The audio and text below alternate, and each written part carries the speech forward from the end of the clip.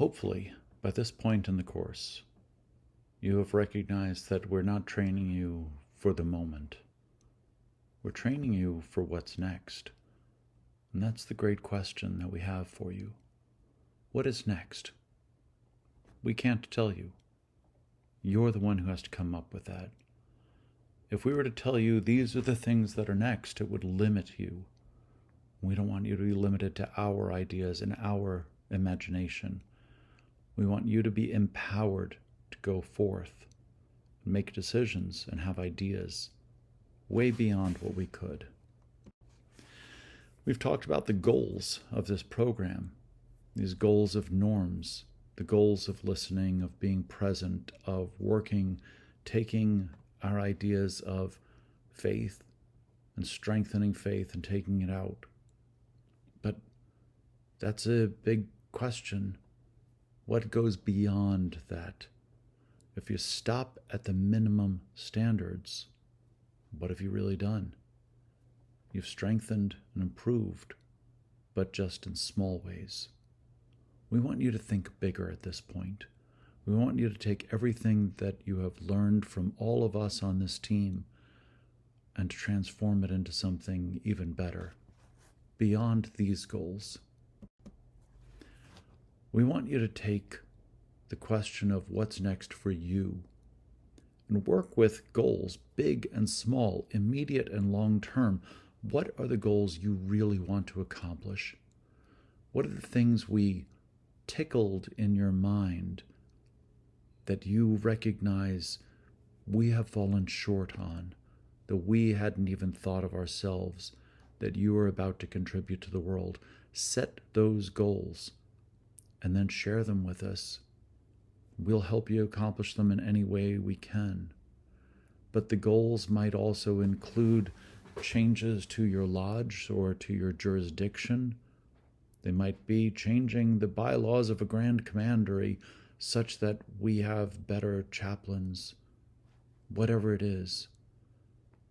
Goals that came up amongst our team while we were doing this were things like, should there be term limits? Should there be terms of office? Should you have a responsibility to develop an assistant chaplain who will replace you, and then you will be part of the training team that helps train that next person's assistant? Should we be growing outwards in leaps and bounds or slowly and incrementally? What's next for you should also include, what other training have you decided you want or that you just don't need? These are important questions. If 1 out of 100 of you are inspired to do something like go to seminary, hallelujah, brothers and sisters. What an amazing accomplishment that is, and worth every moment of time that every one of us has put forth. If it's something completely different, guess what? To that too, we say, hallelujah, sisters and brothers. Seek more training. Seek more knowledge. Seek more understanding of yourselves, your friends, your organization, and your God. Please think through this idea. How are we going to continue developing better and better chaplains? I tell my students all the time at the university, my goal is for you to surpass me.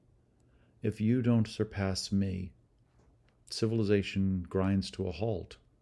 I have failed God if you don't surpass me. The question becomes, how do you surpass me? Many people have surpassed me in so many ways. My students have done things I could never have accomplished, I could never have dreamed of, and I thank God for that. There are also people that have surpassed me in kindness and love. They don't have as many errors and have made as many mistakes as I have. To that, I give God the glory. For you in this program, think through how can you help other chaplains, whether by pointing towards this program or doing things 10 times better than this program did. However it is, That is wonderful. Help grow.